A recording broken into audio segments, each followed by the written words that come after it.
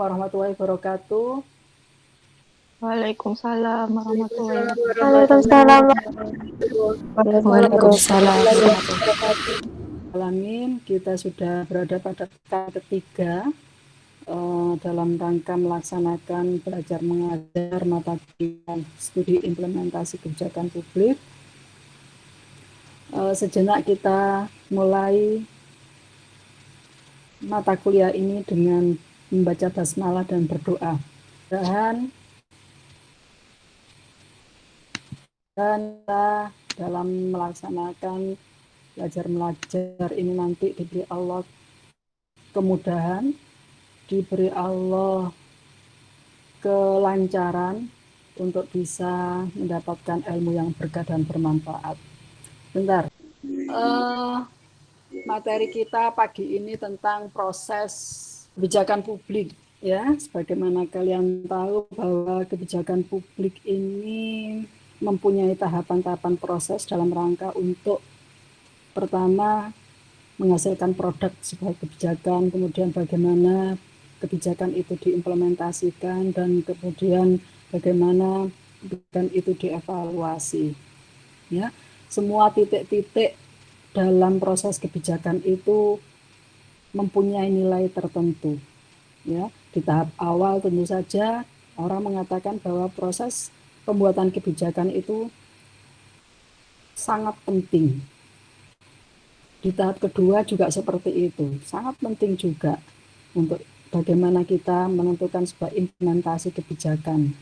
Kemudian demikian juga pada tahap evaluasi, juga dikatakan sangat penting juga karena di evaluasi ini nanti kita akan mendapatkan penilaian bagaimana kebijakan itu diimplementasikan, sehingga dari implementasi itu dikatakan diketahui keberhasilan dan kegagalan, sehingga ada feedback dalam evaluasi itu.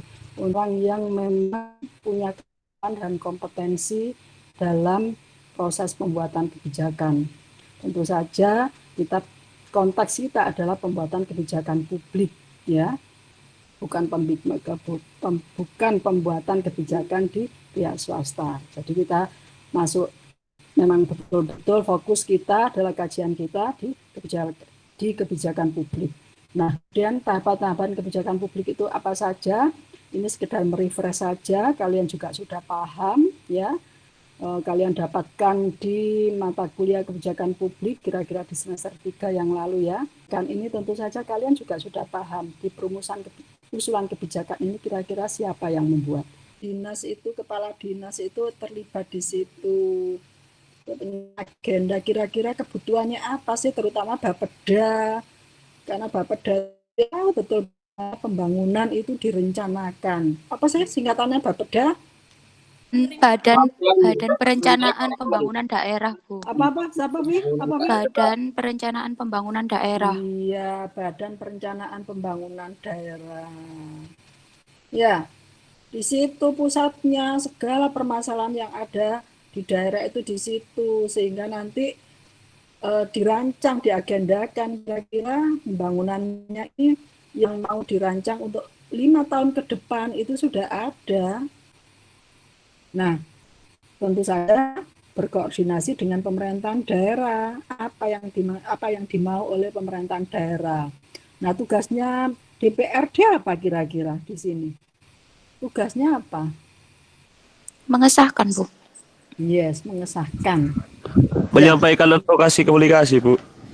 Mengesahkan ya, bukan membuat ya berarti ya. Ya, jadi sudah ada draftnya. Administrasi negara bekerja ini adalah khusus di pelaksanaan kebijakan sebagai kontrol, pengendali. Kira-kira dalam pelaksanaan ini nyeleweng enggak? Sesuai enggak dengan standar yang sudah disahkan dalam kebijakan tersebut? Maka dalam pelaksanaan kebijakan publik itu butuh manajemen, mulai dari perencanaan, ya, kemudian pengorganisasian, koordinasi, sampai dengan evaluasi. Kebijakan publik, penyusunan agenda, ya, kalian sudah sudah akan sangat familiar formulasinya seperti apa, ya inilah. Ya.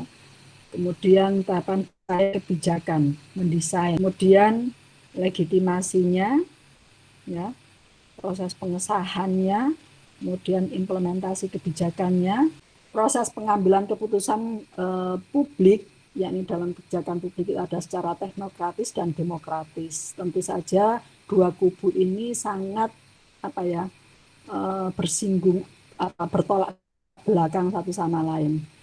Nah, ini perbedaan proses teknokratis dan demokratis. Coba kita lihat dari sisi kiri dan sisi kanan. Ya. Jadi teknokratis itu ya lempeng-lempeng saja. Orang seperti robot, kira-kira seperti itu ya.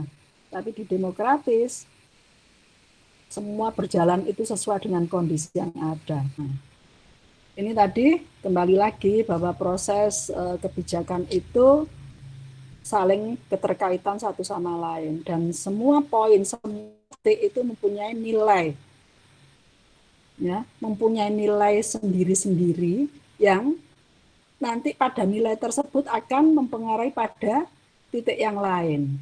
Di perumusan kebijakan ada demokrasi. Ya, kalau demokrasi ini dijalankan dengan benar, kemudian orang-orangnya juga mempunyai komitmen bahwa kebijakan itu harus kebijakan yang populis, maka implementasinya juga akan berpengaruh. Ya. Implementasinya juga akan menjadi implementasi yang memang bisa diterima oleh masyarakat. Dan karena itu, bagaimana yang bukunya Dirian Nugroho itu, bahwa 60% kesuksesan sebuah kebijakan itu terletak di implementasi kebijakan, bahwa aliran kebijakan itu sebagaimana aliran yang ada di administrasi publik. Ada aliran kontinental dan Anglo-Saxon. Kontinental ini adalah kebijakan publik itu dipakai sebuah landasan hukum atau turunan dari hukum. Bahkan mempersamakan bahwa kebijakan publik itu sama dengan hukum. Ya. Jadi kekuatan kebijakan publik itu dipakai sebagai landasan hukum. Ini yang terjadi di negara-negara Eropa. Sementara Anglo-Saxon, kebijakan publik itu adalah turunan dari politik demokratis. Sehingga melihat kebijakan publik itu adalah produk interaksi antara negara dan publik. Nah, ini manajemen governance-nya ini kelihatan kalau di Anglo-Saxon itu ya. Ada sebuah demokrasi. Tapi di kontinental tidak. Negara adalah berperan penuh dalam membuat sebuah kebijakan yang itu nanti dipakai sebagai dasar hukum. Nah, sekarang bagaimana kebijakan publik di Indonesia? Coba. Jika ditemukan bahwa pemerintah itu masih dominan, sangat wajar karena aliran-aliran dari kebijakan publik yang ada di Indonesia ini masih kental dengan aliran yang berbau kontinental. Oke, model kebijakan publik sudah bisa kalian pelajari sendiri. Kemudian ada latihan soal yang kalian harus jawab untuk submit minggu depan. Oke, ada yang didiskusikan lagi?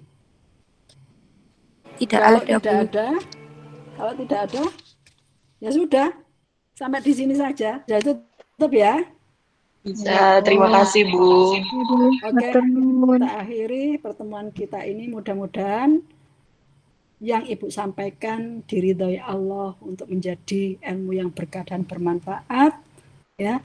Dari apa yang Ibu sampaikan, terdapat kelemahan, kekurangan, itu adalah semata-mata karena keterbatasan Ibu sebagai manusia. Selebihnya adalah mohon ridho Allah, mudah-mudahan dikasih ilmu yang berkah dan bermanfaat, sehingga kalian nanti bisa berkiprah di masyarakat, menjadi orang yang bermartabat dan berderajat yang tinggi. Amin. Ya, bagi bangsa, negara, dan agama. Sekian dari Ibu, mohon maaf. Assalamualaikum warahmatullahi wabarakatuh. Waalaikumsalam warahmatullahi wabarakatuh.